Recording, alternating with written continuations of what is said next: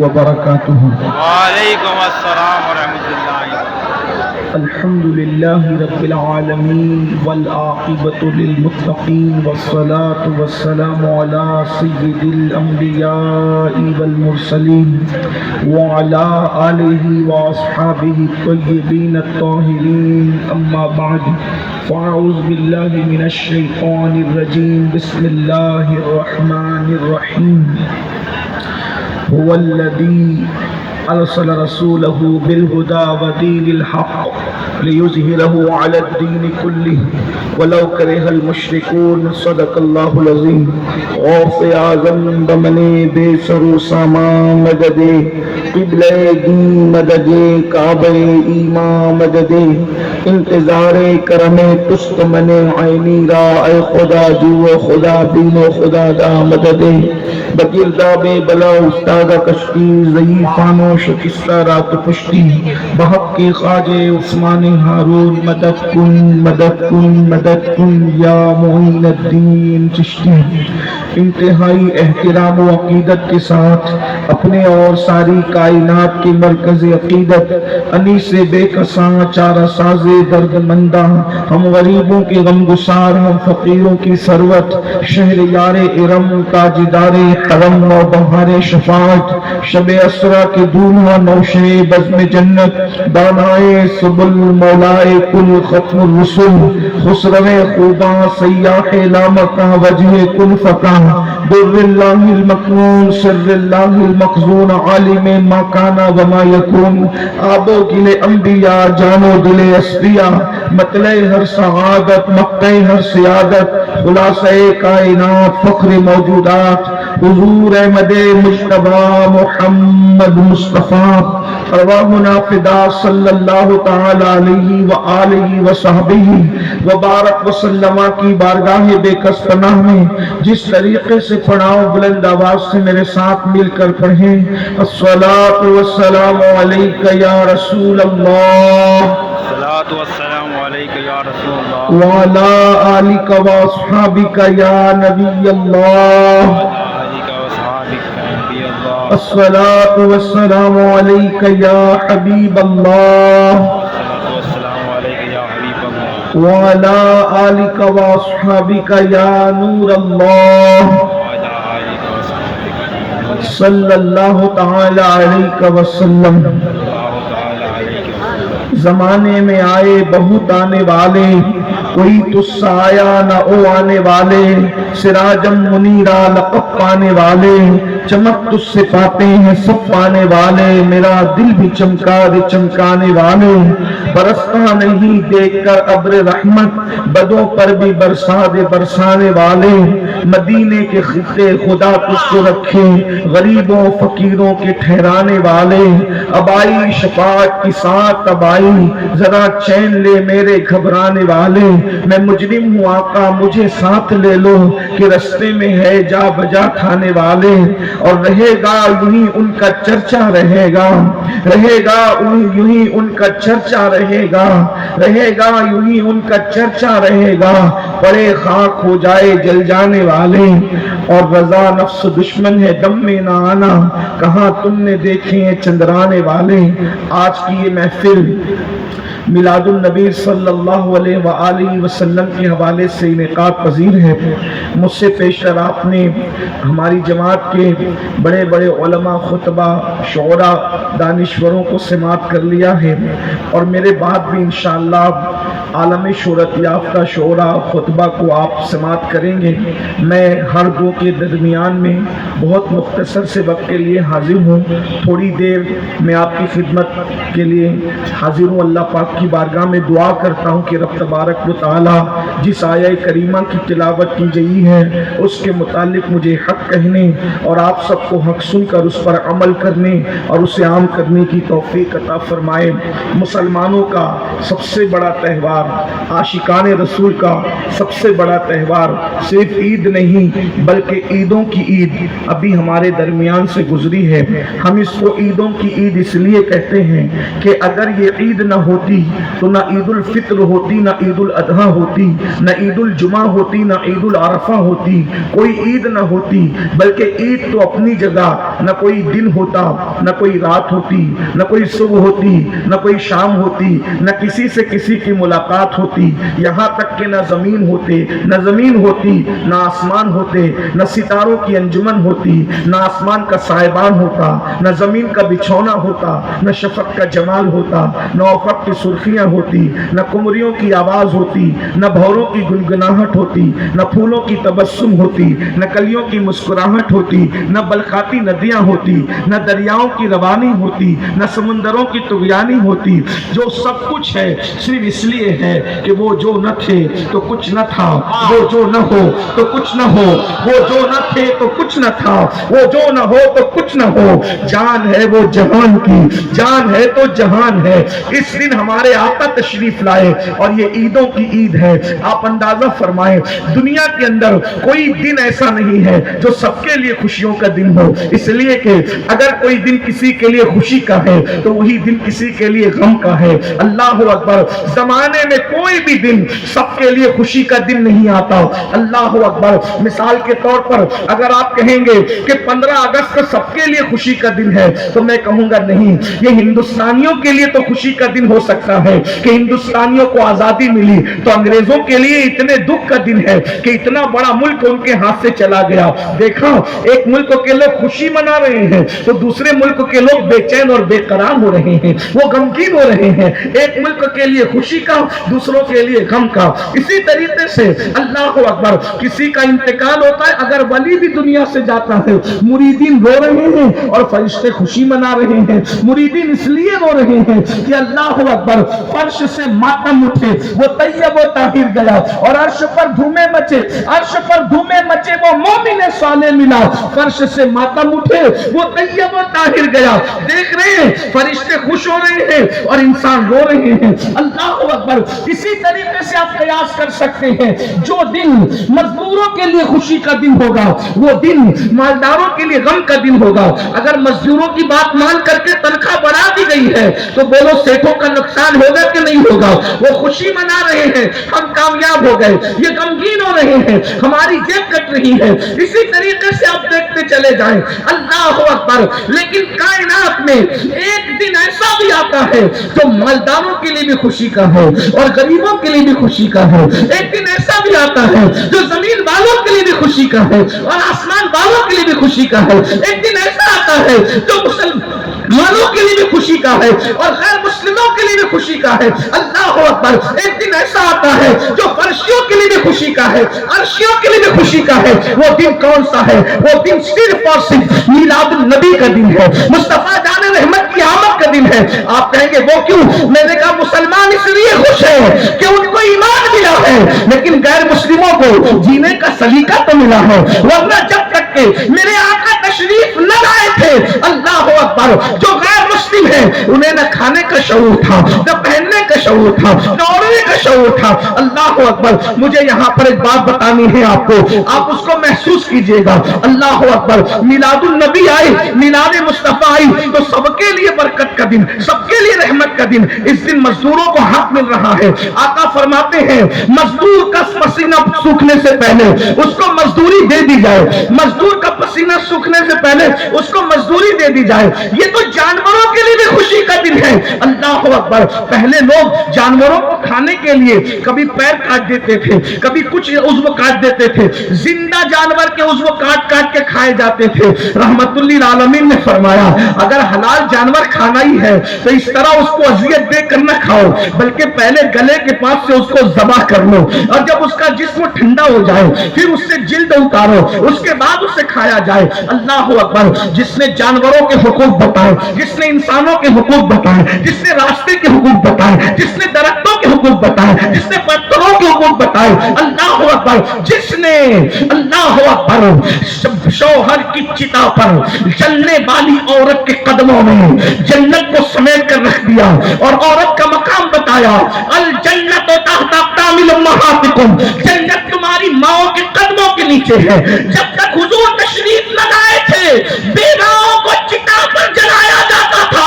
आमिना के नाम एक बेवा खातून की गोद में तशरीफ ला करके दुनिया को बताते हैं, अरे अगर बेवा मनहूस होती तो नबी की माँ बेवा क्यों होती? नबी की माँ जैसे खुशनसीब भी कोई हो सकता है। किसी का बेटा दाऊद है, किसी का बेटा कुतुब है, किसी का बेटा अब्दाल है, अरे किसी का बेटा कलीमुल्लाह है, किसी का बेटा नजीउल्लाह है, किसी का बेटा कलीमतुल्लाह है, तन्हा आमिना है जिसका बेटा हबीबुल्लाह है। क्या कहने, जिंदाबाद जिंदाबाद।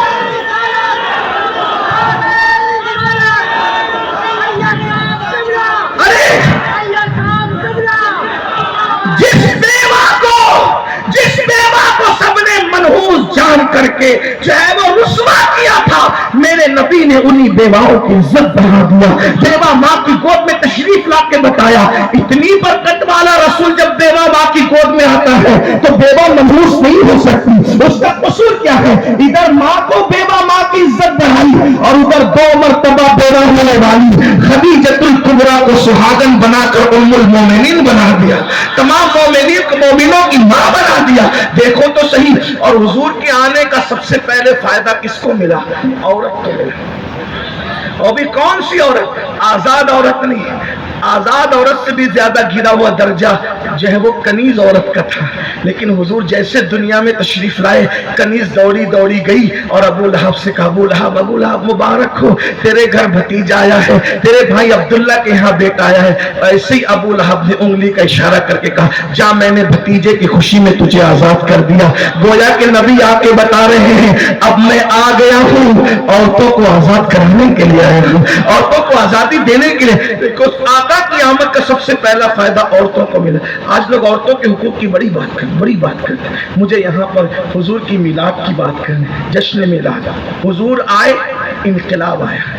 पहले मैं आपके सामने कुछ बातें पढ़ना चाहता हूँ। आयत मुबारका जो पढ़ी है उस पर गुफ्तगू करने से पहले तमहीद के तौर पे अगर थोड़ी देर मुझे आने वाले शोरा और खुतबा का ख्याल है, वो मेरी ही तरह वो मेहमान है, लेकिन चूंकि मैं पहले इसलिए बोल लेता हूँ कि मेरी गुफ्तगू जो है चूंकि बड़ी खुश्क होती है और रात जब ढल जाती है तो मेरी गुफ्तगू आपके कोई फ़ायदे की नहीं रह जाती। इसलिए मैं चाहता हूँ कि मैं अपने वक्त पे गुफ्तगू कर लूँ। वैसे इंशाअल्लाह ताला अल्लाह जब तक तौफीक देगा गुफ्तगू के बाद में मैं बैठा रहूँगा, मैं जाऊँगा नहीं इंशाअल्लाह, अल्लाह की तौफीक के मुताबिक बैठा रहूँ। लेकिन आपकी तवज्जो चाहता हूँ, अब थोड़ी देर बहुत गौर से मीलाद का फ़लसफ़ा, जो लोग कहते हैं ना कि मीलाद से क्या हुआ, मैं आपके सामने रखना चाहता हूँ कि मीलाद सिर्फ सुन्नियों का त्यौहार नहीं है, ये आलमी त्यौहार है, आफाकी त्यौहार है और पूरी कायनात का त्यौहार है। वो कैसे? एक बात देखो, हुजूर जब तशरीफ नहीं लाए थे लोग नंगे होके काबे का तवाफ करते थे। दुनिया इतनी बिगड़ी हुई थी, अल्लाह के घर का तवाफ नंगे होके करते थे। अल्लाह के घर पर काबतुल्लाह पर 360 बुत रखे हुए थे और जिना करने के लिए जब कोई औरत न मिले तो वो बकरियों से और जानवरों से तक जिना करते थे। अखलाकी गिरावट कितनी थी। और सबसे बड़ी बात ये, आज जो दहशतगर्द लोग हैं उनकी तो हम लोग मुखालफत करते ही है दहशतगर्दों की, लेकिन आपकी खास नौजवानों की खास तवज्जो, आज के दहशतगर्दों की अहले सुन्नत ने हमेशा मुखालफत की है, क्योंकि हम सूफिया के मानने वाले लोग हैं। हमारे यहाँ किसी के हाथ की माला तोड़ना भी जायज नहीं है।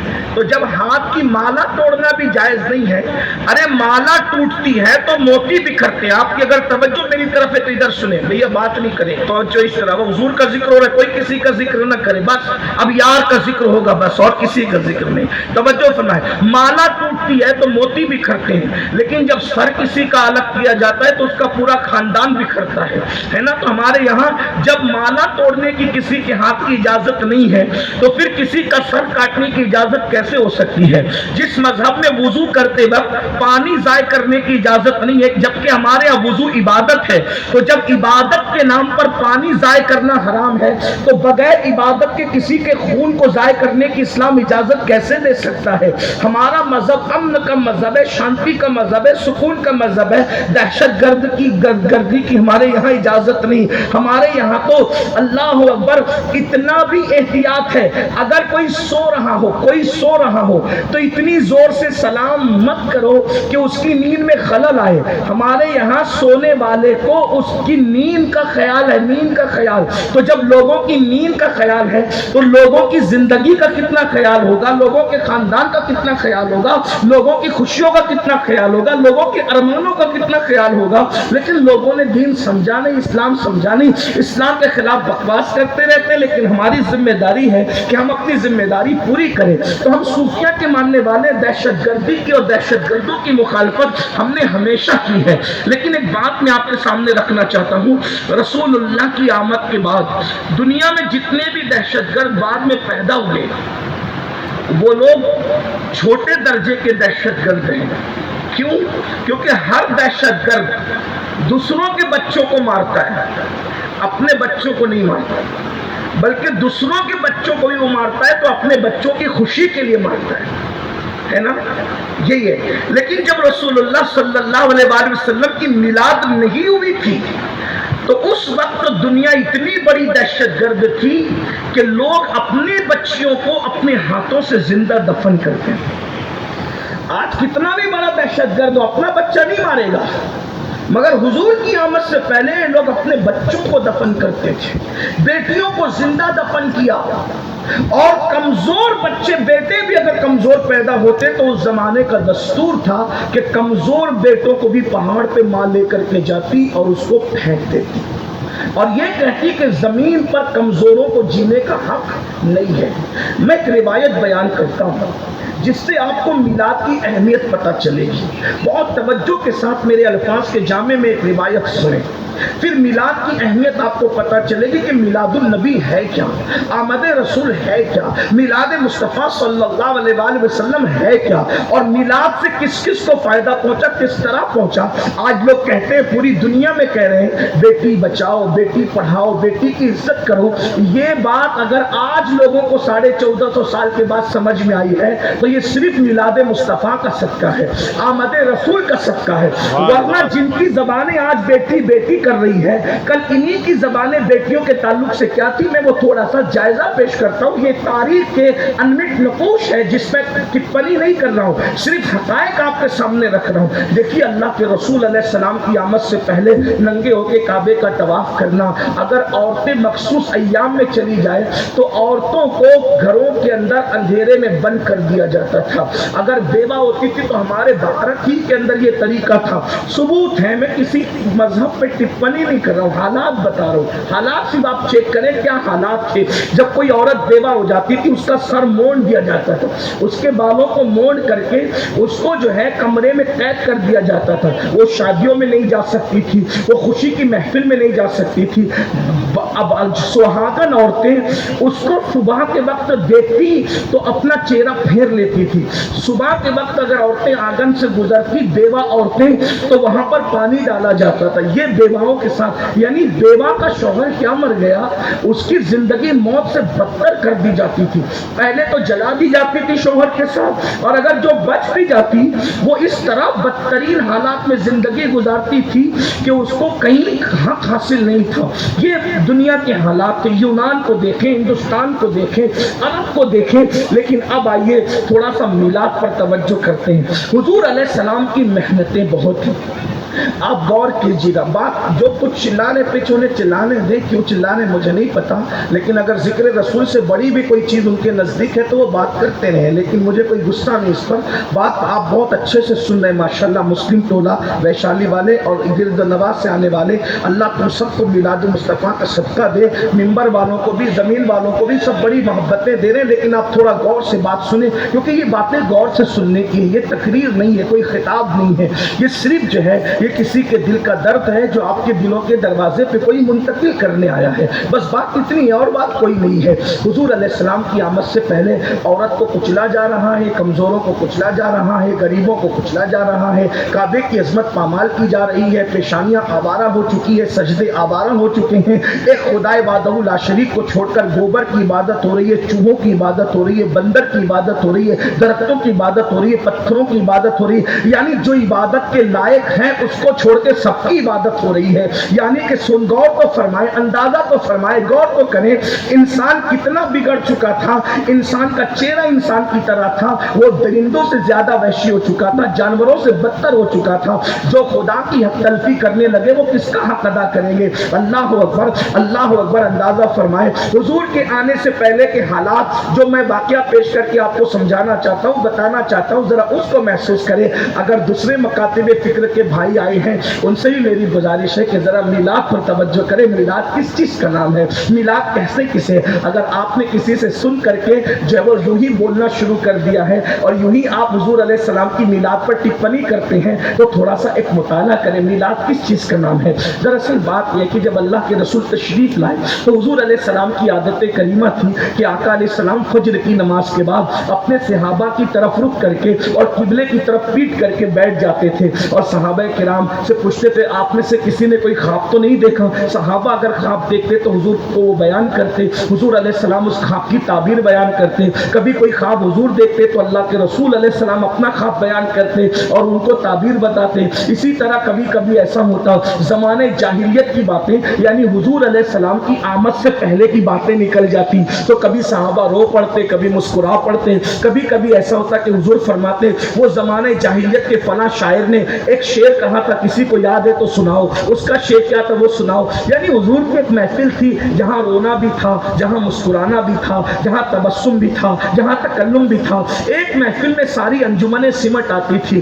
اب غور کریں، ایک دن ایسا ہوا فجر کی نماز کے بعد آمینہ کا لال، عبداللہ کا جگر پارا، ہم سب کے آقا و مولا مصطفیٰ کریم رؤوف الرحیم صلی اللہ علیہ وآلہ وسلم صحابہ کے جھرمٹ میں بیٹھے۔ ذرا تصور میں لائیے، گرد و نواح سے آنے والوں ذرا تصور میں لائیے، جب ان کا ذکر کرتے ہیں تو محفل اتنی اچھی لگتی ہے، اتنا نور برستا ہے، ایسی رحمتوں کی برسات ہوتی ہے۔ جب بذات خود وہ کسی محفل میں جلوگر ہوتے ہوں گے تو اس وقت محفل کا عالم کیا ہوتا ہوگا؟ ایک طرف صدیق باوفا ہے، ایک طرف فاروق ہے، فاروق اعظم ہے، ایک طرف عثمان ذوالنورین ہے، ایک طرف حیدر کرار ہے، کہیں سعد ہے، کہیں سعید ہے، کہیں طلحہ ہے، کہیں زبیر ہے، کبھی ابو عبیدہ ہے، کہیں جو عبد الرحمن ابن عوف ہے، کہیں ابو ہریرہ ہے، کہیں خالد ابن ولید ہے۔ غزہ کے صحابہ کے جھرمٹ میں آمینہ کا لال جلوگر ہے، آفتاب رسالت، مہتاب رسالت کی جلوگری ہے اور حضور علیہ السلام کے اس محفل میں اچانک زمانے جاہلیت کا ذکر نکل آتا ہے۔ ایک صحابی جنہوں نے جاہلیت کے دور میں بھی ایک طویل عمر گزاری تھی اور وہ ایمان کی دولت حاصل کر چکے تھے، انہوں نے عرض کی یا رسول اللہ آپ تشریف لے آئے نا، بڑا احسان کیا ہم پر، حضور آپ آ گئے نا، بڑا احسان کیا ہم پر، آپ آئے ہیں تو عالم میں بہار آئی ہے، آپ آئے ہیں زمانے میں بہار آئی ہے، حضور آپ نہ آئے تھے ہم تو جانوروں سے بدترین زندگی گزار رہے تھے، حضور آپ نہ آئے تھے ہم تو جانوروں سے بھی غیر گزری زندگی گزار رہے تھے، آقا آپ آ گئے، خدا کا شکر ہے، بہت احسان ہے۔ یعنی میلاد کا گویا کہ وہ جلسہ ہو رہا تھا، جلسہ میلاد کی الگ الگ انداز ہے، جیسے جیسے حالات بدلتے گئے انداز بدلتے گئے۔ اب اس سے بڑی میلاد کی محفل کیا ہوگی؟ صاحب میلاد خود موجود ہے، حضور کی آمد کا تذکرہ ہو رہا ہے، حضور علیہ السلام کی آمد پر شکر ادا کیا جا رہا ہے، اس سے بڑی میلاد کی محفل کیا ہوگی؟ اتنے میں وہی صحابی کہتے ہیں آقا اگر اجازت دیں تو میں لوگوں کو بتاؤں کہ جب آپ نہیں آئے تھے تو ہم کتنے خوخار تھے، ہم کتنے برے تھے، ہم کتنی برائی میں زندگی گزار رہے تھے اور آپ آئے تو ہم کیسے بدل گئے۔ حضور نے فرمایا اجازت ہے، بتاؤ تم نے جاہلیت کا دور کیسے گزارا، کفر کا دور کیسے گزارا، میرے آنے سے پہلے کے حالات کیسے گزارے؟ تو اس صحابی نے کہا یا رسول اللہ حالات تو بڑے طویل ہے جو ہم نے گزارے ہیں، لیکن زندگی کا ایک واقعہ جو مجھے یاد آتا ہے میں آپ کو سناتا ہوں۔ اب وہ واقعہ وہ صحابی حضور کو سنا رہے ہیں، سب صحابہ سن رہے ہیں، اب میں ان کی آواز کو لا تو نہیں سکتا لیکن ان کے الفاظ کو اپنے الفاظ کے جامع میں نقل کرتا ہوں تاکہ میلاد کی اہمیت پتہ چلے۔ وہ کہتے ہیں آقا میں وہ ظالم بات ہوں، وہ ان کی اپنی بات ہے، ہم صحابی کو ایمان لانے کے بعد کبھی برے الفاظ سے یاد کرنا تو دور کی بات، کبھی اس کا تصور نہیں کر سکتے ہیں, لیکن صرف بیک گراؤنڈ سمجھ میں آ جائے, صحابی کے جذبات سمجھ میں آئے. آدمی اپنے بارے میں جو چاہے کہے, ہم نہیں کہہ سکتے. ہر صحابی تو ہمارا آقا ہے, ہمارا مولا ہے. ہزاروں غوث و قطب اور ابدال کسی صحابی کے قدموں کے مرتبے کو نہیں پہنچ سکتے. بس یہی بات ہے, اس لیے ہمارے صحابی کا احترام کرتے ہیں. ان کے بارے میں ہلکی بات سوچنا, ہلکی بات کرنا ہمارا مسلک ہی نہیں ہے.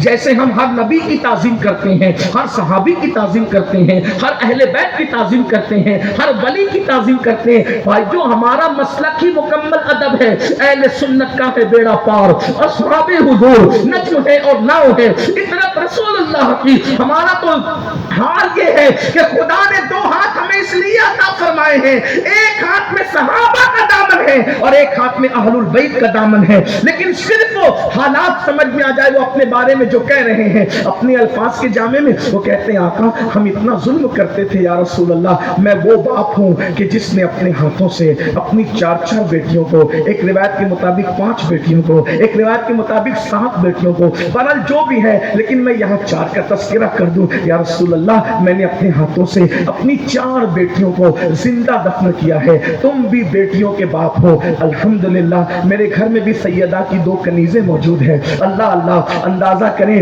بیٹوں سے زیادہ آج مسلمانوں کو بیٹیوں سے پیار ہے. آئیے میں آپ کو بتاؤں اس کی وجہ کیا ہے. اس کی وجہ صرف میلاد النبی ہے. اگر مائیں اور بہنیں میری گفتگو سن رہی ہیں تو وہ بھی بڑی توجہ سے سنیں. ارے یہ ٹی وی چینلوں پہ بیٹھ کر اسلام کے خلاف بکواس کرنے والوں کے بہکاوے میں آنے کی ضرورت نہیں ہے.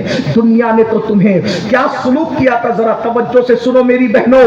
وہ صرف آمنہ کا لال ہے جس نے عورتوں کی عزت کو بحال کیا ہے. وہ صحابی کہتے ہیں آقا میں نے اپنے ہاتھوں سے اپنی 4 بیٹیوں کو زندہ دفن کیا ہے, لیکن 4تھی بیٹی کی دفن کی داستانی کچھ اور ہے. اللہ اکبر. اب میرے الفاظ کے جامع میں تھوڑی دیر کے لیے علامہ ارشد القادری کی تحریروں کا سہارا لے کر کے تھوڑی دیر سن لیں. وہ کہتے ہیں آقا 3 مرتبہ بیٹی کے بعد بیٹی, بیٹی کے بعد بیٹی پیدا ہوئی. 4تھی مرتبہ میری بیوی مراد سے تھی. مجھے بڑی امید تھی کہ اب کی مرتبہ 4تھی مرتبہ بیٹا ہی پیدا ہوگا. اب کی مرتبہ امید ہوتی ہے, مومن ہو یا کافر, ان پڑھ ہو یا جاہل, علم والا ہو یا بغیر علم والا, امید تو امید ہوتی ہے. اب کی مرتبہ بڑی تمنا تھی, آثار نظر آتے ہیں, اللہ نے خوشی دکھائی ہے, اب کی بار بیٹا ہوگا. میں بہت امید میں تھا. ایسے میں مجھے انتظار تھا کہ میری امیدیں یقین میں تبدیل ہوگی, میرے گھر کے آنگن میں پھول خوشیوں کے پھول مسکرائیں گے. میں اسی انتظار میں تھا.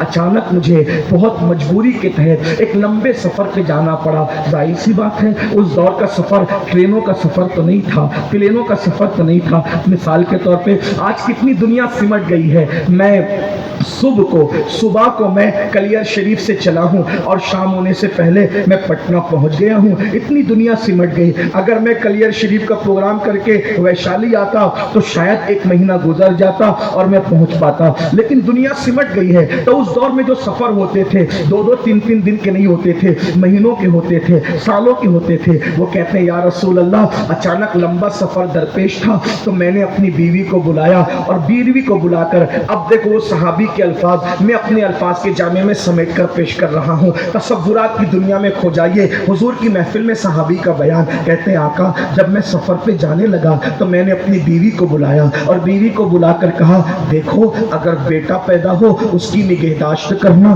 اس کا خیال کرنا, اس کی پرورش کرنا, لیکن ہاں اگر پہلے کی طرح بیٹی پیدا ہو تو پھر تم اس کو زندہ مت رکھنا, بلکہ جیسے میں نے قبر کھود کر کے اس کو دفن کر دیا تھا 3 بیٹیوں کو, ویسے 4تھی کو بھی تم دفن کر دینا. گویا کہ ایک باپ اپنی بیوی کو اپنی بیٹی کے حوالے سے یہ وصیت کر رہا تھا سفر پر جانے سے پہلے کہ جب تیرے یہاں بیٹی پیدا ہو تو تو ممتا کا اظہار نہ کرنا, بلکہ ناگن بن کر کے اس کو ڈس لینا. اللہ اکبر. اندازہ فرمائیں بیٹی کا یہ حال تھا, بیٹی کے بارے میں تصورات تھے. اور اس کے بعد پھر میں سفر پہ چلا گیا, اور جب بہت بہت طویل عرصے کے بعد میں سفر سے واپس آیا تو میں نے اپنی بیوی سے سب سے پہلا سوال یہ کیا، بتاؤ جو امانت میں تمہارے پیٹ میں چھوڑ کر کے گیا تھا اس امانت کے بارے میں تم کیا کہتی ہو؟ میری بیوی نے مجھ سے جھوٹ بولا اور اس نے کہا میرے سرکار مردہ بچی پیدا ہوئی تھی، میں نے پھینک دیا، بات آئی گئی ہو گئی، اب میں اپنی نارمل زندگی گزارنے لگا۔ ایک دن ایسا ہوا یا رسول اللہ، جو گھر آنے کا میرا ٹائم تھا اس کے علاوہ یعنی اس ٹائم کے علاوہ جلدی سے میں گھر آیا تو میں نے کیا دیکھا کہ میرے گھر کے آنگن میں میری بیوی ایک ننھی سی 4 سال کی بچی کے ساتھ کھیل رہی ہے۔ وہ بچی کی شکل ہو بہو میری طرح تھی، وہ میری ہم شکل تھی اور میری بیوی کو وہ ماں کہہ کہہ کے پکارتی تھی۔ میں نے پہلی مرتبہ اپنے گھر کے آنگن میں کوئی بیٹی دیکھی تھی، اس لیے کہ ہمارے یہاں بیٹی کا کیا تصور تھا، بیٹی کا مطلب شیطنت، بیٹی کا مطلب بے برکتی، بیٹی کا مطلب نحوست، بیٹی کا مطلب تباہی، بیٹی کا مطلب بربادی۔ ہم بیٹی کو یہ سب کچھ سمجھتے تھے، شیطان کا دوسرا روپ ہم بیٹی کو سمجھتے تھے، بے برکتی کا سبب ہم بیٹی کو سمجھتے تھے، نحوست کا سبب ہم بیٹی کو سمجھتے تھے۔ میں نے 4 سال کی اپنی ہمشبی بیٹی کو اپنے آنگن میں دیکھ کر کے گرجدار آواز میں پوچھا کون ہے یہ بچی؟ تو میری بیوی میرے قدموں میں گر گئی اور قدم پکڑ کر کہنے لگی میرے سرتاج آپ پوچھتے ہیں بچی کون ہے؟ دراصل میں نے آپ سے جھوٹ بولا تھا، بات یہ ہے یہ میری اور تمہاری محبتوں کی نشانی ہے، یہ میری اور تمہارے پیار کی نشانی ہے۔ 4 بیٹیاں ہو گئی ہے، 3 کو تو دفن کر دیا، اب 5ویں مرتبہ پتہ نہیں میں ماں بن سکوں گی کہ نہیں بن سکوں گی، اس لیے 4تھی بچی کو ممتا کی وجہ سے بچا لیا ہے، تو اب اس کو دفن مت کیجیے گا، اس کو ماریے گا مت، اس کو جو ہے وہ اس کی زندگی مت ختم کیجیے گا۔ میری بیوی نے مجھے اتنی منت و سماجت کی کہ پھر میں نے فیصلہ کر لیا اب میں یہ بیٹی کو پالوں گا، دفن نہیں کروں گا۔ لیکن ماحول معاشرہ اتنا ظالم تھا کہ ہم بیٹی کو برداشت نہیں کر سکتے تھے، اس لیے کہ بیٹی بڑی ہوگی، شادی ہوگی، کوئی داماد بنے گا، وہ ہمیں دبائے گا، اس لیے ہم بیٹیوں کو دفن برداشت نہیں کر سکتے تھے۔ میں نے بیوی کو کہا ٹھیک ہے میں وعدہ کرتا ہوں ہم اسے پالیں گے، اور پھر اس کے بعد بیٹی میری بیٹی میں نے اس کے ساتھ محبت کی ایکٹنگ شروع کی، محبت کا ایک گویا کے دوہرا معیار اور گویا کے ظاہری طور پہ محبت میں نے شروع کی، مگر بیٹی کی خصوصیت یہ ہوتی ہے کہ بیٹی ماں سے زیادہ سب سے زیادہ اگر کسی سے پیار کرتی ہے تو وہ اپنے باپ سے پیار کرتی ہے۔ میری بیٹی جب سوتی تھی تو میری باہوں میں سوتی تھی، میرے بغیر وہ رہتی نہیں تھی، وہ مجھے ابا کہہ کے پکارتی تھی تو بہت پیار کا سمندر اس کے اندر ٹھاٹھے مارتا تھا، لیکن مجھے وہ بری لگتی تھی۔ میں انتظار میں تھا کہ کبھی موقع ملے تو میں اس نحوست کو، اس بے برکتی کو زندہ دفن کر دوں گا۔ ایک دن میں نے میری باہوں میں سونے والی بیٹی کو اپنے باہوں میں لٹایا اور میں انتظار کرنے لگا جب رات گہری ہو جائے، رات تاریک ہو جائے، میں اس نحوست و شیطنت کو دفن کر دوں۔ بس ایسے ہی ہوا، رات تاریک گزر گئی، رات کی سیاہ زلفیں اللہ اکبر جب اس کے گھٹنوں سے نیچے ڈھلکنے لگی، رات کی سیاہ زلفیں اللہ اکبر جب چادر بن کر افق مکہ پر گہرائی کے ساتھ چھا گئی، سونے والے سو رہے تھے، نشے میں دھت ہونے والے ہو رہے تھے، پاپ کرنے والے پاپ کر رہے تھے، اللہ اکبر اس بتوں کی گندگی اور نحوست سے کعبۃ اللہ شریف کی عظمت کو تار تار کرنے کی کوشش کی گئی تھی، لیکن قدسیان فلک رات کے آخری حصے میں کعبۃ اللہ کے طواف کے لیے نازل ہو رہے تھے، سارے مکے کے دروازے بند تھے، اچانک ایک دروازہ اس رات کی گہرائی میں کھلتا ہے اور ایک باپ سونے والی بیٹی کو اپنے ہاتھ میں لے کر کے خاموشی کے ساتھ باہر نکلتا ہے، بیوی کی آنکھوں سے بچا کر، اس کی نیند کا فائدہ اٹھا کر۔ غور کریں ایک باپ کے ہاتھ میں ایک 4 ساڑھے 4 سال کی بچی ہے اور وہ لے کر کے باہر نکلتا ہے، جیسے ہی وہ اپنی بیٹی کو لے کر باہر نکلتا ہے، سوچئے اس طرح سے تو آج بھی کئی باپ لے کر کے باہر نکلتے ہیں، لیکن حضور کی میلاد کے پہلے کے باپ کے اس طرح نکلنے میں اور آج کے باپ کے اس طرح نکلنے میں آپ نے کوئی فرق محسوس کیا ہے؟ فرق یہ ہے کسی بھی مذہب کا باپ ہو، کسی بھی مسلک کا باپ ہو، آج جب بیٹی کو ایسے لے کر کے نکلتا ہے تو یقیناً اس کی بیٹی بیمار ہوتی ہے اور وہ دوا خانے کی طرف دوڑتا ہے اور کہتا ہے ڈاکٹر میری پوری پونجی لے لے مگر میری بچی کو بچا لے۔ یہ میلاد کے بعد کے جذبات ہے، ہر مسلک کا باپ، ہر مذہب کا باپ، اور اس سے پہلے ایک باپ نکل رہے ہاتھ میں بیٹی کو لے کے تو زندہ دفن کرنے کے لیے، اور اس کے بعد وہ باپ کہتا ہے یا رسول اللہ اللہ جب میں جلدی جلدی چلنے لگا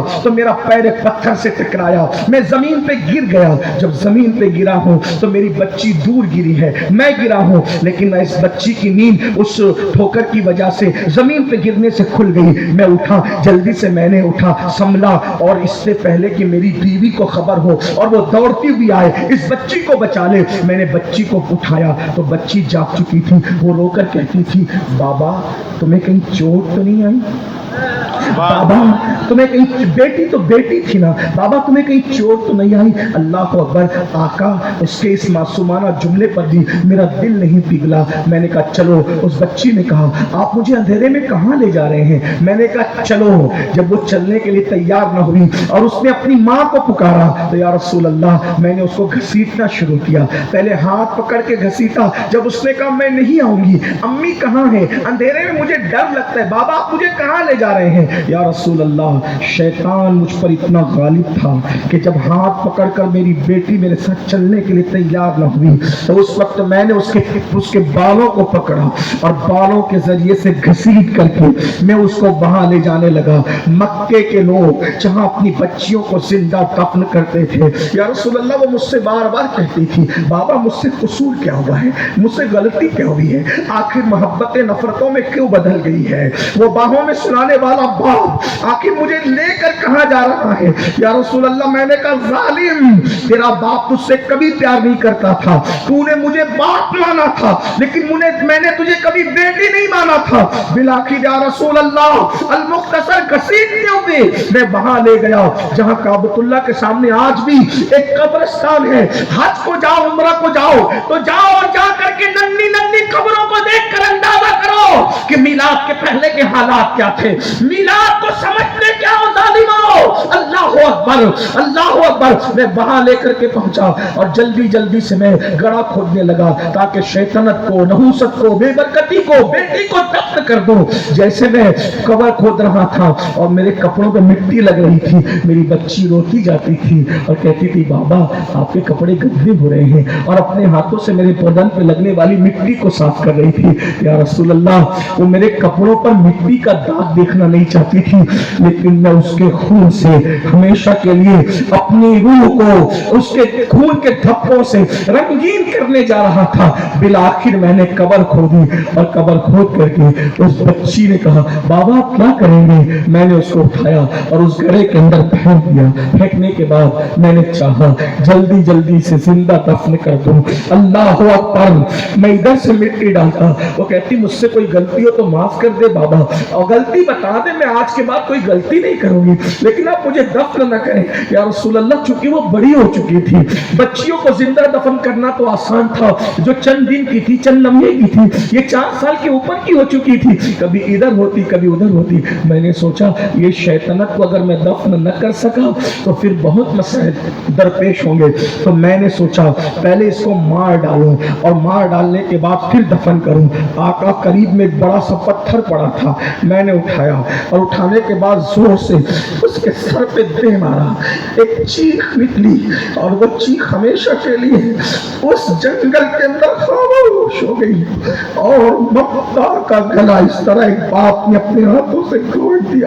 یا رسول اللہ پھر جلدی جلدی میں نے اس کو دفن کیا، اور جب دفن کر کے میں لوٹ رہا تھا تو میں بہت خوش تھا، سینہ تان کے لوٹ رہا تھا۔ شیطنت دفن کر دی، نحوست دفن کر دی، بے برکتی دفن کر دی، مگر یا رسول اللہ جب میں لوٹ رہا تھا خوشی خوشی تو میرے ضمیر پہ ایک بوجھ تھا، یوں لگتا تھا جیسے صدائے باز گشت کے طور پہ اب بھی وہ جملے میرے کانوں سے ٹکرا رہے ہیں، بابا مجھ سے غلطی کیا ہو گئی؟ میرا قصور تو بتائے نا بابا، میں نے غلطی کیا کی ہے؟ یہ منظر سن کر کے حضور اتنا روئے کہ داڑھی آنسوں سے تر ہو گئی، پوری محفل میں ہچکیوں کی آواز آ گئی، اور وہ صحابی بھی روتے روتے ہچکیاں لینے لگے۔ جب انہوں نے اپنی داستان علم کو ختم کیا، حضور علیہ السلام سر نیچا کر کے رو رہے تھے۔ حضور علیہ السلام نے آنسو بھرے چہرے کو پھر صحابہ کے سامنے بلند کیا، اور پھر اس کے بعد میرے آقا نے ارشاد فرمایا لوگوں جب تک میں نہیں آیا تھا تم نے جو چاہا کیا ہے، اب میں بیٹیوں کا غمگسار بن کر، بیٹیوں کا سہارا بن کر،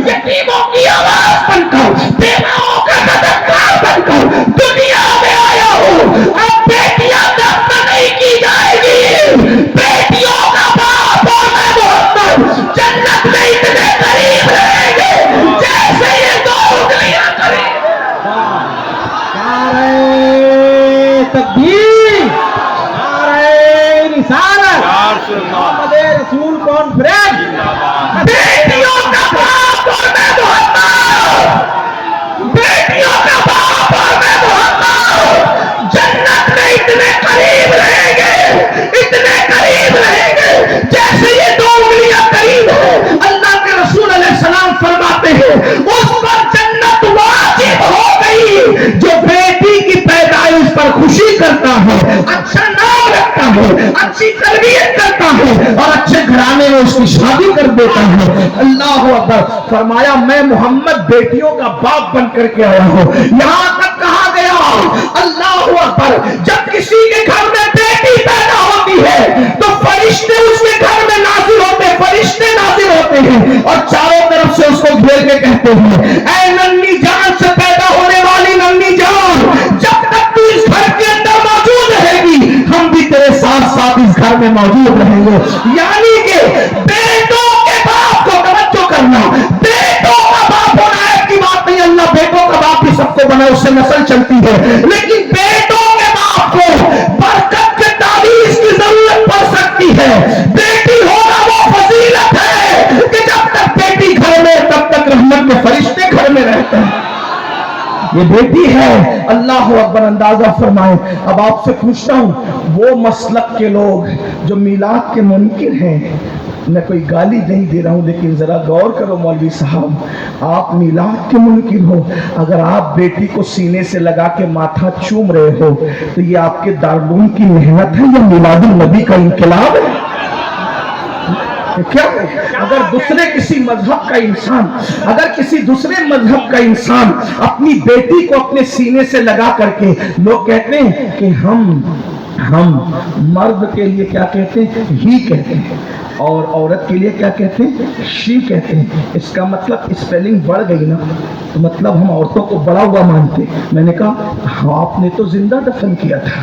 یہ ہی اور شی میں اگر آپ ایک لفظ بڑھا کر عورت کی عزت کا اظہار کرتے ہیں تو یہ صرف آمنہ کے لال کی آمد کا صدقہ ہے، میلاد النبی کا صدقہ ہے۔ آج جو بیٹیاں پوری دنیا میں جا کے تحقیق کر لو، مشرق سے لے کے مغرب تک، اگر آج بیٹی جل نہیں رہی ہے، اگر آج بیٹی دفن نہیں ہو رہی ہے، اگر آج بیٹی کی ذلت نہیں ہے، اگر آج بیٹیاں عزت پا رہی ہے، اس کا ایک ہی سبب ہے میلاد مصطفیٰ صلی اللہ علیہ وسلم۔ میلاد مصطفیٰ صلی اللہ علیہ وسلم، یہ میلاد کی محفل ہے، یہ میلاد کی برکت ہے۔ بیٹیوں کو عزت ملی، میلاد کی برکت ہے۔ بیواؤں کو عزت ملی، میلاد کی برکت ہے۔ یتیموں کو عزت ملی۔ میرے آقا علیہ السلام کے پیارے دیوانوں، حضور کیوں تشریف لائے؟ حضور کے آنے سے پہلے حالات یہ تھے، حضور پیغمبر انقلاب بن کر آئے۔ ہمارے نبی پیغمبر انقلاب ہے، بات ختم کر رہا ہوں سمیٹتے، پیغمبر انقلاب ہے ہمارے آقا۔ وہ کیسے؟ حضور کے آنے سے پہلے بیٹیاں دفن ہوتی، توجہ کریں میں اب سمیٹنے لگا ہوں۔ بیٹی حضور کے آنے سے پہلے بیٹیاں دفن ہوتی تھی، حضور کے آنے کے بعد بیٹیوں سے پیار ہوا ہے، یہ انقلاب۔ اور کتنی مدت میں؟ صرف 23 سال کی مدت، صرف 23 سال کی مدت۔ حضور کے آنے سے پہلے بیٹیاں دفن ہو رہی ہیں، 23 سال کی قلیل مدت میں حضور نے اتنی محنت کی لوگوں پر کہ وہ لوگ جو اپنے ہاتھوں سے اپنی بیٹی کو دفن کرتے تھے، جب ایک جنگ کے موقع پر یتیم بچیاں مسجد نبوی میں لائی گئی کہ یہ یتیم بچیاں ہیں، تو اس وقت صحابہ یہ کہتے تھے مجھے 4 چاہیے، مجھے 5 چاہیے، مجھے 6 چاہیے۔ یہ منظر دیکھ کر کے لوگ رو رہے تھے، کہاں اپنے ہاتھوں سے بیٹیاں دفن کرتے تھے اور حضور کی صحبت کا اثر کیا ہے؟ اب دوسروں کی یتیم بچیوں کو پرورش کرنے کے لیے، دوسرے سے جھگڑا کرنے کے لیے تیار ہے۔ اور آقا نے بیٹی اور یتیم کی شان کیا بیان کی پتہ ہے؟ ایک راستے سے حضور تشریف لے جا رہے تھے، کیا دیکھا کہ وہاں سے نور نکل رہا ہے، گھر سے نور نکل رہا ہے، نور نکل رہا ہے۔ صحابہ کرام کو وہ نظر دے دی تھی حضور نے کہ نور نکلتا ہوا دیکھ لیتے تھے۔ عرض کی یا رسول اللہ اس گھر سے نور نکل رہا ہے۔ آقا فرماتے جا کے تحقیق کر لو، اس گھر میں 2 ہی کام ہو رہے ہوں گے، یا تو کسی یتیم کی پرورش ہو رہی ہوگی یا تو آج اس کے گھر میں بیٹی پیدا ہوئی ہے۔ اندازہ فرمائے یہ بیٹی کی شان ہے۔ اس لیے میں آج بھی آپ سے کہتا ہوں بیٹی کو برا مت سمجھو، بیٹی کو منحوس مت جانو، بیٹی کو برا مت جانو۔ آج کل لوگ بیٹی کو بوجھ سمجھتے ہیں، آج کل لوگ بیٹی کو برا سمجھتے ہیں، لیکن ایک بات آگے بڑھنے سے پہلے کہہ دوں، بلکہ بہنیں موجود ہوں تو یہ بھی کہہ دوں، آج دنیا اتنی ظالم ہو گئی، پھر سے ظالم ہو گئی۔ حضور کی آمد سے پہلے لوگ بیٹی کو زندہ دفن کرتے تھے، مگر اتنا تو حق دیتے تھے کہ وہ پیدا ہو جائے. توجہ کرنا، اتنا تو حق دیتے تھے کہ وہ پیدا ہو جائے، پیدا ہو. آج کے ترقی یافتہ دور میں جب اس ظالم معاشرے کو پتہ چلتا ہے کہ پیٹ میں بیٹی ہے تو ڈاکٹر کو رشوت دے کر اور زیادہ پیسے دے کر پٹا پھسلا کر ماں کے پیٹ میں ہی اس بچی کو قتل کر دیتے ہیں، چمچوں سے، چھریوں سے. مکے کے کافر بیٹی کو کم سے کم قبر میں تو دفن کرتے تھے، لیکن آج کے ظالم ٹکڑے ٹکڑے کر کے گٹروں میں بہا دیتے ہیں. اپنی اولاد کو پیٹ سے گرانے والوں، اولاد کے قاتلوں، سن لو، اللہ کے رسول نے فرمایا تم پر جنت کی خوشبو بھی حرام ہے. جو ماں کے پیٹ سے بچوں کو گراتے ہیں غربت کے خوف سے، جہیز کے خوف سے، شادی کی مہنگائی کی بنیاد پر، آقا ارشاد فرماتے ہیں کہ یہ بچے جن کو ماں کے پیٹ سے گرایا جا رہا ہے قیامت کے دن بغیر سر کے اٹھیں گے اور اللہ کی عدالت میں عرض کریں گے مولا ان ماں باپ سے، ظالم سے پوچھ کہ ہم نے کیا غلطی کی تھی جس کی سزا دی گئی کہ ہمیں دنیا میں آنے سے پہلے قتل کر دیا گیا. بچے چند وجوہات کی بنیاد پہ قتل ہو رہے ہیں. نمبر 1، یا تو بیٹیاں اس لیے قتل ہو رہی ہیں کہ شادی کیسے کریں گے، وجہ تم ہو، میلاد منانے والوں تم ہو، کیونکہ تم نے شادیوں کو اتنا مہنگا کر دیا ہے کہ آج ان شادیوں کی بنیاد پہ بچیاں قتل ہو رہی ہیں. ان کے قتل کے ذمہ دار تم ہو. اور بڑی معذرت کے ساتھ ہو گرے حمد سے تھوڑا سا گلا بھی سن لے، میلاد کی یہ محفل منانا شاید تمہیں کام نہ آئے. معاف کرنا، معاف کر دینا، اور معاف نہیں کر سکتے تو مجھ سے بات کر لینا، میں بات کرنے کے لیے. کیوں کام نہ ہے پتہ ہے؟ کیونکہ تم رسول اللہ کی محنتوں کو ضائع کرنے کے لیے کھڑے ہوئے. حضور علیہ السلام نے محنت کی تھی، کیوں محنت کی؟ اب کتنی محنت کی تھی بتاؤ؟ حضور کی محنت کتنی تھی؟ رسول اللہ کے عاشق بن کے حضور کی محنت کو ضائع کرنے کھڑے ہوئے ہو. تو پھیلے سے عاشقوں پر حضور کی محنت کا اندازہ نہیں. ارے باپ کلکتہ جا کے، دلی جا کے، سعودی جا کر اگر مال کما کر کے لاتا ہے پھر بیٹا کہتا ہے میرے باپ کا ماتھے کا پسینہ پیر تک آیا ہے، تب کہیں جا کر کے یہ گلشن سجا ہے. تجھے باپ کے پسینے کا اتنا خیال ہے، رسول اللہ کے خون کا تجھے خیال نہیں؟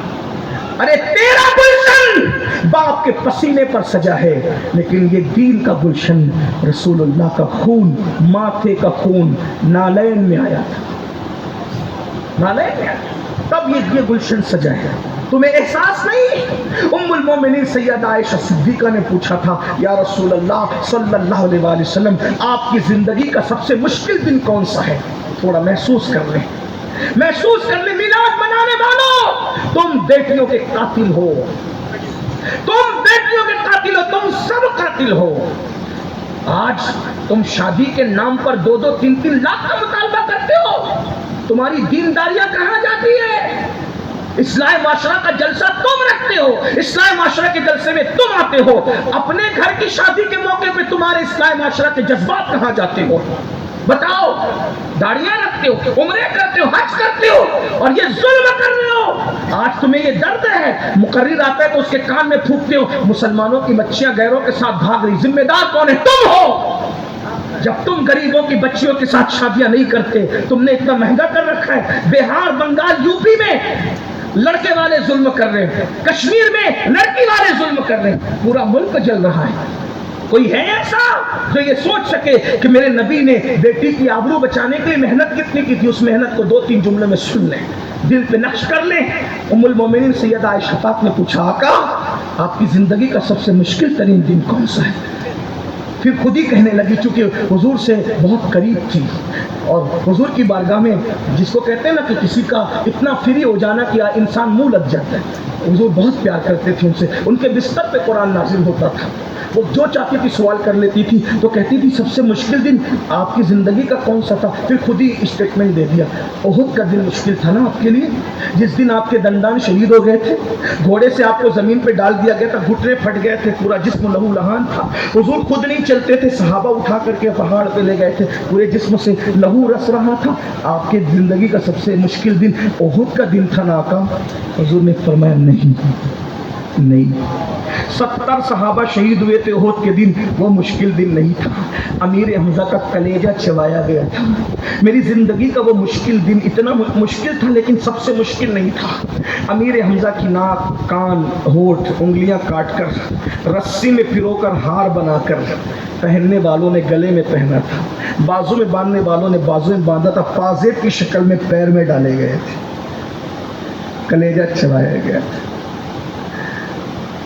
اس دن حضرت حنظلہ پہلی رات کا دولہا شہید ہوا تھا. 70 صحابہ کی لاشیں پڑی تھی. سرکار کہتے ہیں مشکل تو تھا عائشہ، لیکن سب سے مشکل دن میری زندگی کا وہ نہیں تھا. کہ پوچھا حضور کون سا تھا؟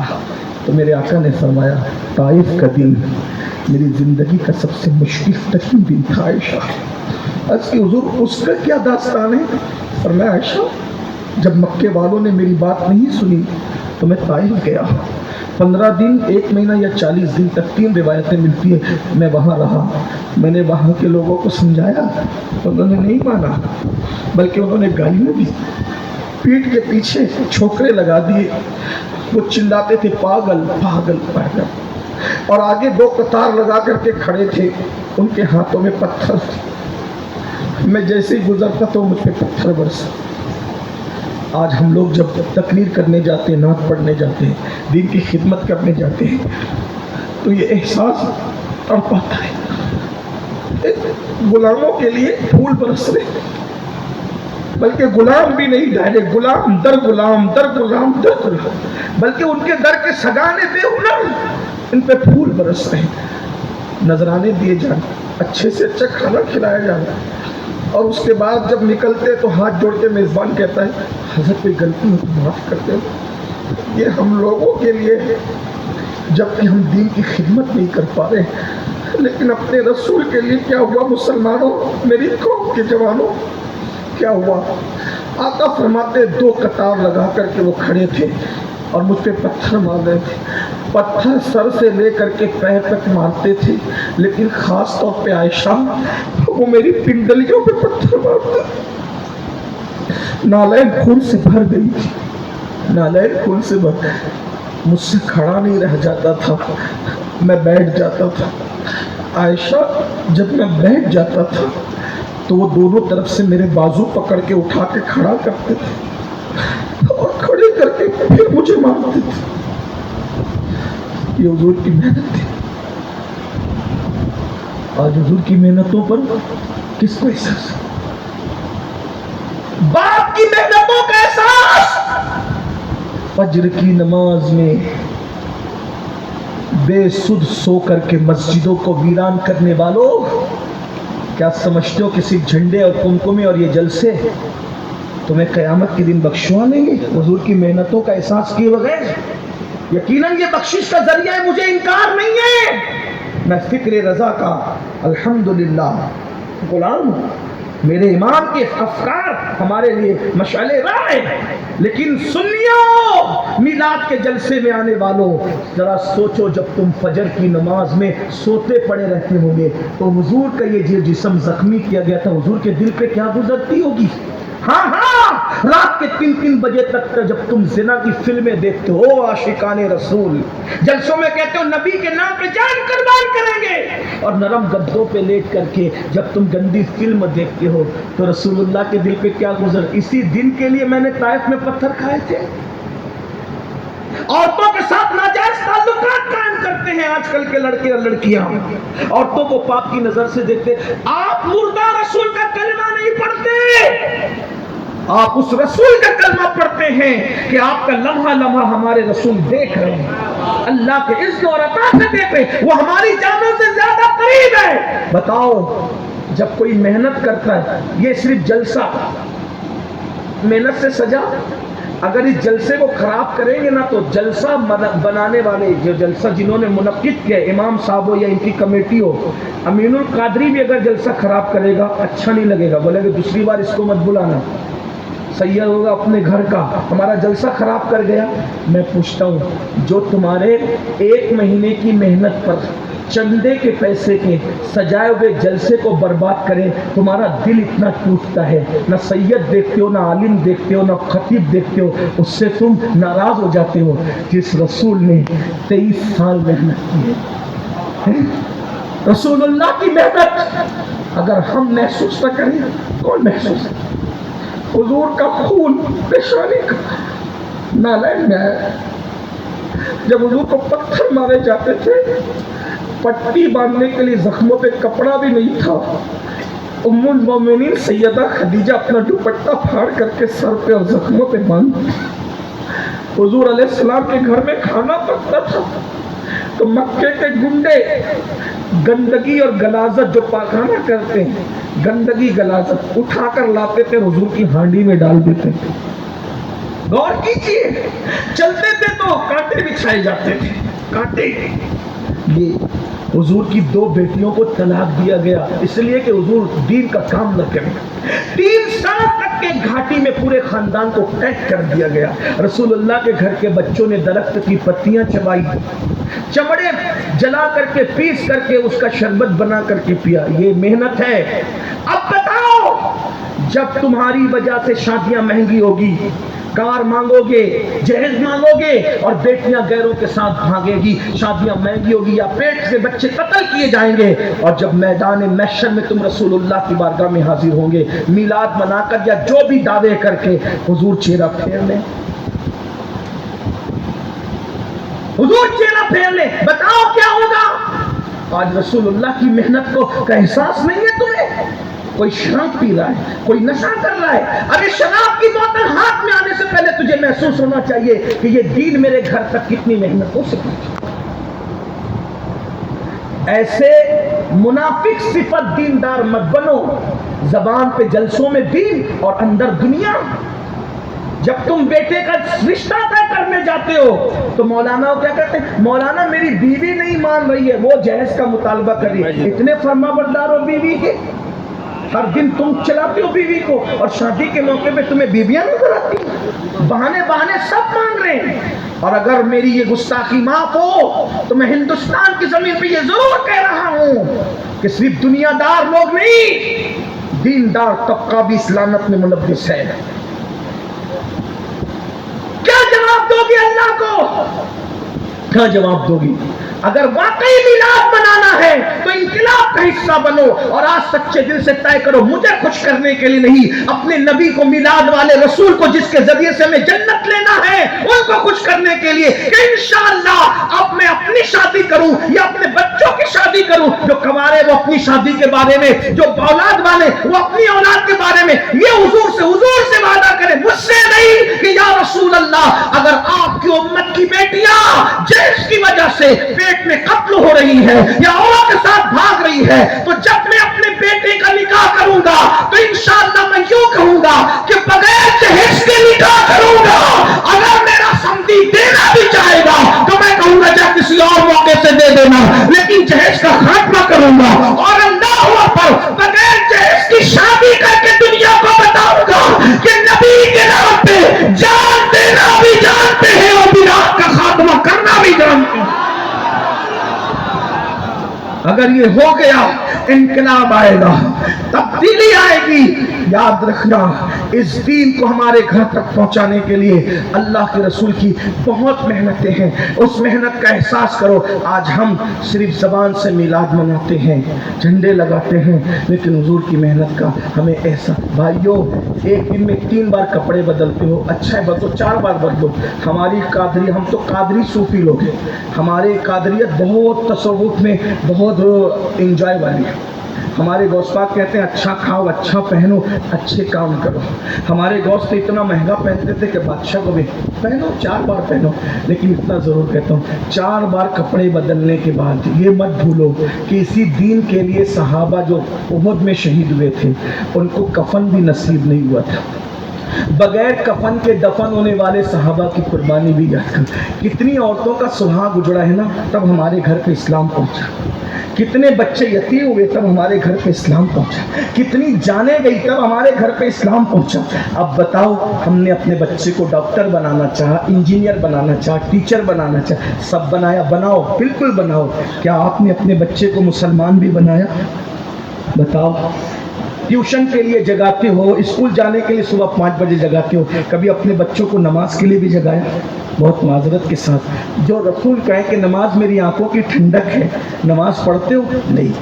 جلسے میں آئیں 3 گھنٹہ بیٹھیں گے، 5 گھنٹہ بیٹھیں گے. کتنے لوگ عشاء پڑھ کے ہاتھ مت اٹھانا، ذلیل کرنا مقصد نہیں. حضور کی امتی ہو، ہم سے بہتر ہوا، آپ کی حرمت کو کعبے سے افضل قرار دیا گیا ہے. لیکن اتنا پوچھتا ہوں عشاء کتنے پڑھ کے آئیں اور جا کے فجر کتنے پڑھیں گے؟ بہت معذرت کے ساتھ عرض کروں جو جلسہ کرتے ہیں نا وہ بھی الا ماشاءاللہ نماز نہیں پڑھتے. جلسے کی مصروفیت میں یہ مغرب بھی چھوڑتے ہیں، عصر بھی چھوڑتے ہیں، عشاء بھی چھوڑتے ہیں. کروڑوں جلسے ایک پڑھنے میں رکھا جائے اور ایک سجدہ فرض ایک پڑھنے میں رکھا جائے، کروڑوں جلسے اس سجدے کا بدل نہیں ہو سکتے. آپ کیا سوچ رہے ہو نماز چھوڑ دوں گا میلاد کے ذریعے بخش دیا جاؤں؟ بھائیو ہمارے یہاں میلاد فرض نہیں ہے، علماء موجود ہیں، نفل ہے، مستحب ہے. زیادہ سے زیادہ حضور سے محبت کا اظہار ہے. میں منع نہیں کر رہا ہوں، الحمدللہ میلاد پر میری تقریریں موجود ہیں. ہم کہتے ہیں جو میلاد منانے سے منع کرتے ہیں ان کے دل سیاہ ہو گئے، ہم ان سے مقابلہ کر رہے ہیں. لیکن آپ سے کہتا ہوں میلاد مناؤ گے نفل مستحب کر کے اور فجر چھوڑ دو گے، نمازیں چھوڑ دو گے، پھر سوچو کہ حضور بخشوا لیں گے.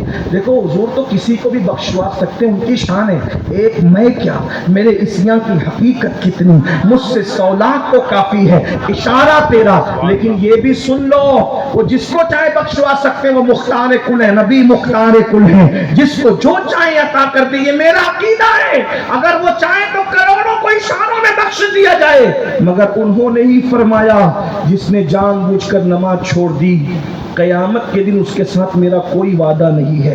میں محمد اس سے بیزار ہوں، وہ میرے ذمے سے باہر ہو گیا ہے.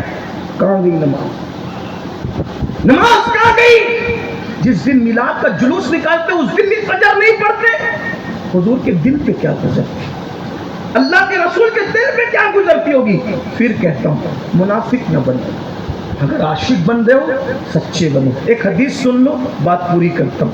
قوت القلوب میں شیخ ابو طالب مکی رحمۃ اللہ علیہ ایک حدیث لکھتے ہیں. میں کہوں گا تو مجرم ہوں گا، لوگ مجھ سے ناراض بھی ہوتے ہیں کیونکہ میں ایسی بات کرتا ہوں. کچھ لوگ تو یہ کہتے ہیں کہ پتہ نہیں یہ سنی ہے بھی کہ نہیں. میں نے کہا اگر قرآن حدیث بیان کرنا مشکوک کرتا ہے آپ جو چاہے ٹائٹل دے دیں. الحمدللہ میں 41 پشتوں کا پشتینی سنی ہوں، کنورٹڈ سنی نہیں. ہاں الحمدللہ 41 پشتوں کا سنی ہوں، اور جس میں سیدہ فاطمہ اور مولائے کائنات ہمارے شجرے میں نسب کے اعتبار سے سب سے اوپر ہیں. الحمدللہ الحمدللہ. لیکن ایک بات آپ سے کہوں، حقیقت اگر میری بات واقعی سنیت سے ٹکراتی ہے تو آپ میری اصلاح کریں، مجھ سے بات کریں. اور اگر میں واقعی سنیت کی بات کر رہا ہوں، سیدی اعلیٰ حضرت فتاوی رضویہ شریف میں مسلک نقل کرتے ہوئے لکھتے ہیں کہ مولا علی نے بے نمازی پہ کفر کا فتویٰ دیا، سیدنا فاروق اعظم نے بے نمازی پہ کفر کا فتویٰ دیا. آپ سے پوچھتا ہوں کہ آپ کے نزدیک مولا کائنات اور سیدنا فاروق اعظم کا فتویٰ اسی طرح نظر انداز کرنے کے قابل ہیں؟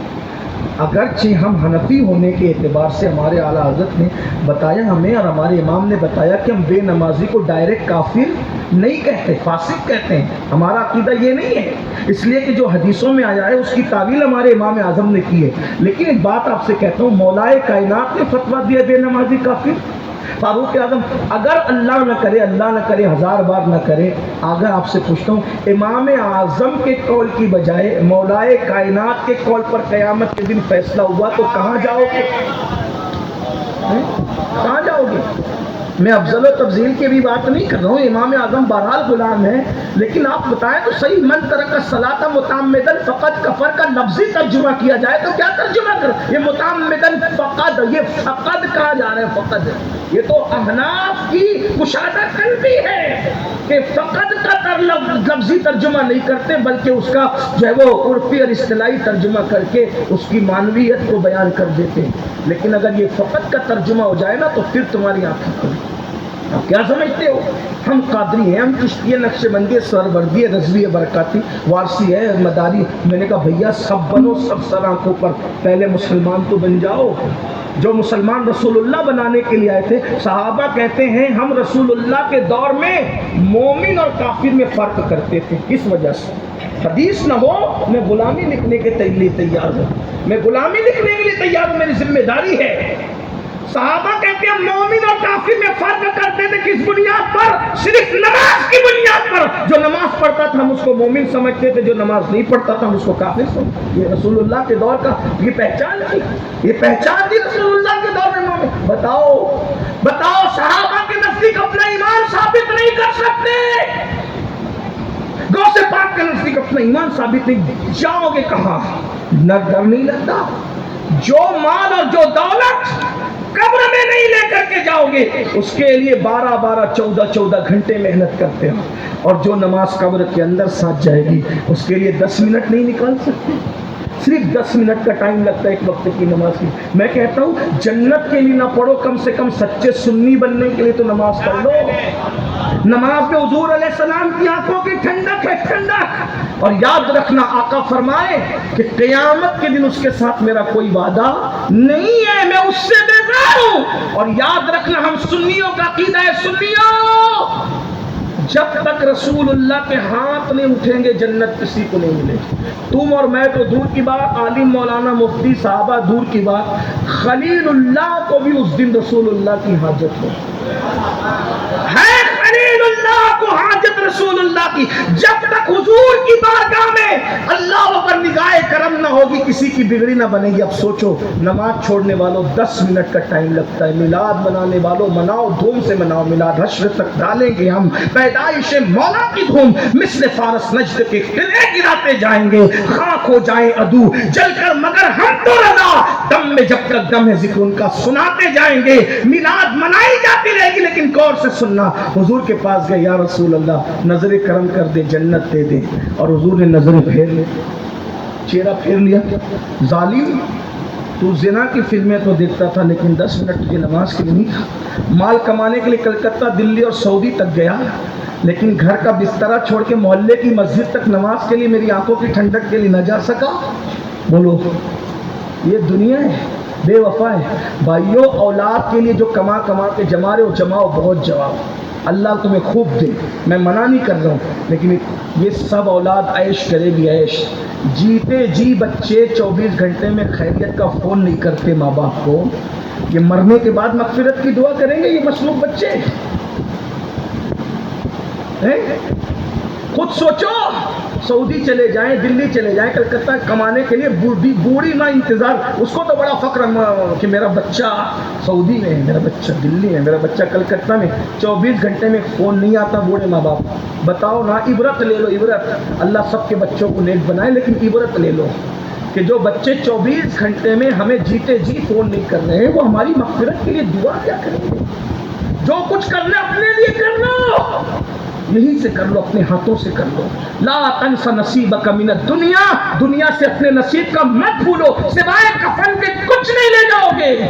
سب یہاں بہویں راج کرے گی، بیٹے راج کرتے رہیں، لیکن آپ کا ہمارا کوئی نہیں ہے۔ قبر میں کیڑے چلیں گے، اس جسم، ان موٹے موٹے نرم نرم خوبصورت جسموں میں کیڑے چلیں گے۔ بہت گھمنڈ ہے نا اپنے نسب پر، اپنے جسم پر، اپنی دولت، کیڑے چلیں۔ میں کوئی بددعا کے طور پہ نہیں کہہ رہا ہوں، حقیقت ہے، ایسے کیڑے کی ہڈیاں بھی چاٹ جائیں گے کیڑے، کیونکہ حضور سے وفا نہیں کی، نماز نہیں پڑھی، حضور کی بات نہیں مانی، صرف زبان سے دعوے کرتے رہے۔ مگر ہاں اگر کوئی سچا رسول اللہ کا وفادار ہے، کیڑا چلنا تو دور کی بات، انشاءاللہ اس کا کفن بھی مولا نہیں ہوگا۔ لیکن کوئی وفا تو کرے۔ جو حدیث پڑھنے لگا تھا وہ سن لے، بات میں پوری کرتا ہوں۔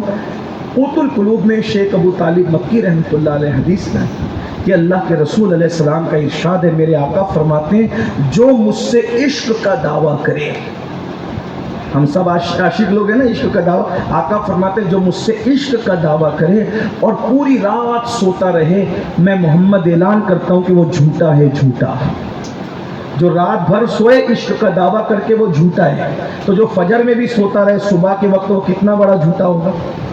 اس کا مطلب جو عاشق لوگ ہیں نا وہ راتوں کو سوتے نہیں ہیں، عشق ہو جائے تو درود پڑھتے جگیں گے، نفل پڑھتے جگیں گے۔ دیکھا اس عاشق کو، دیکھا اس عاشق کو جو ماں کے پیٹ سے ولی پیدا ہوا تھا لیکن 40 سال تک عشاء کے وضو سے فجر کی نماز پڑھی۔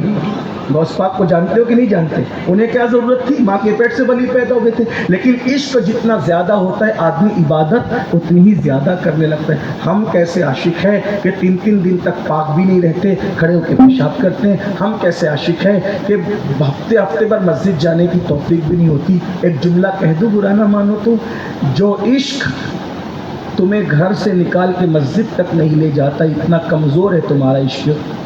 تو جو عشق اتنا کمزور ہو جو گھر سے مسجد تک نہ لے جا سکے، وہ عشق تمہیں کبھی جنت تک نہیں لے جا سکے۔ عشق تو وہ ہے جس نے حنظلہ کو پہلی رات کی دلہن چھڑوا کر احد کے میدان تک لایا۔ عشق تو وہ ہے جس نے امام حسین کو مدینے کا آرام چھڑوا کر کربلا تک لایا تھا۔ عشق تو وہ ہے جس نے حمزہ کو اتنا حوصلہ دیا تھا کہ کلیجہ چبوا کر بھی مسکرا رہے تھے۔ عشق یہ ہے، یہ عشق والے مزے لے رہے ہوں گے اور ہم جیسے تو صرف دعویٰ کر رہے، دعوے میں رہ جائیں گے۔ دعا کرو اللہ میں سچا عاشق بنائے۔ عہد کرو، بولو کرتے ہو عہد؟ آج سے نماز چھوٹے گی؟ بولو آج سے نماز چھوٹے گی؟ نہیں۔ کتنے لوگ اللہ کے رسول کو گواہ بنانے کے لیے ہاتھ اٹھا کر وعدہ کرتے ہیں انشاءاللہ 5 وقت کی پڑھیں گے؟ حضور کے نام پہ بتاؤ کتنے ہاتھ اٹھاتے ہیں؟ ماشاءاللہ اٹھا کے رکھے، حضور گواہ ہو جائے۔ ذرا ہم بھی تو دیکھیں، ہم دیکھیں نہ دیکھیں لیکن مدینے کی سرکار دیکھ رہے ہیں، اٹھائیں۔ بولو وعدہ کرتے ہو؟ اے اللہ وعدہ کرنا تیرے محبوب کے نام پہ ان کا کام ہے، اس وعدے کی لاج رکھنا تیرے کرم پر ہے۔ اللہ سب کو نماز۔ دوسرا تھوڑا مشکل وعدہ، کتنے وہ غیر شادی شدہ لڑکے ہیں جو وعدہ کرتے ہیں کہ بغیر جہیز کے شادی کروں گا؟ ہائے ہائے، بات سبحان، اٹھا کے رکھیں۔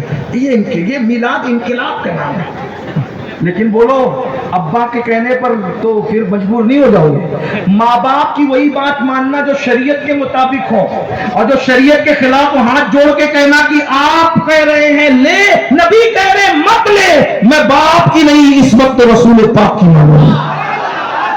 ان سے ڈرنا بھی مت، ان کو جھڑکنا بھی مت، مگر قدم پکڑ کے کہہ دینا کہ آج آپ کی نہیں، آج حضور کی مانیں گے، کیونکہ حضور حضور ہے۔ ارے جب باپ چھوڑ کے قیامت میں بھاگے گا تو اس وقت آنے میں رانا رائدہ رائدہ رائدہ رائدہ میرے ماں کہتے ہیں، ماں جب ایک لوٹے کو چھوڑے آ کہہ کے بلاتے یہ ہیں، باپ جہاں بیٹے سے بھاگے لطف وہاں فرماتے یہ ہیں، بندے کو مرکز میں تھپک کر میٹھی نیند سلاتے یہ ہیں، ٹھنڈا ٹھنڈا پینا میٹھا میٹھا، ٹھنڈا ٹھنڈا میٹھا میٹھا پیتے ہمیں پلاتے یہ ہیں، قصرے دنا تک کس کی رسائی جاتے یہ ہیں، آتے یہ جاتے یہ ہیں، آتے یہ قید و رضا سے خوش ہو خوش رہے، مجدہ رضا کا سناتے یہ ہیں۔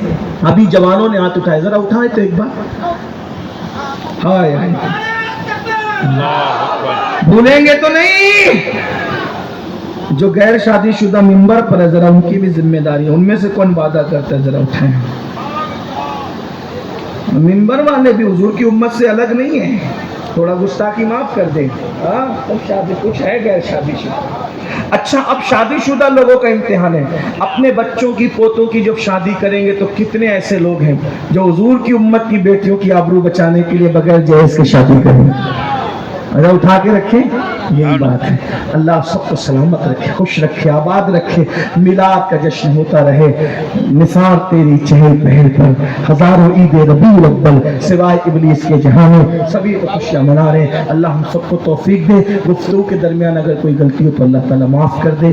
استغفر اللہ ربی من کل ذنب واتوب الیہ۔ ایک گزارش، جانا نہیں، اگر حاجت ہے تو الگ بات ہے، لیکن اگر حاجت نہیں ہے تو جانا نہیں، کیونکہ ابھی آپ کے سامنے ہمارے عزیز شاعر اسلام دلبر شاہی صاحب اور بھی حمزہ صاحب کو یہ نا اور بھی جو شعراء ہیں ان کو سنے پھر جائیں.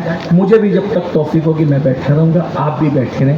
اگر حاجت ہے تو حاجت سے فارغ ان کی الگ بات ہے.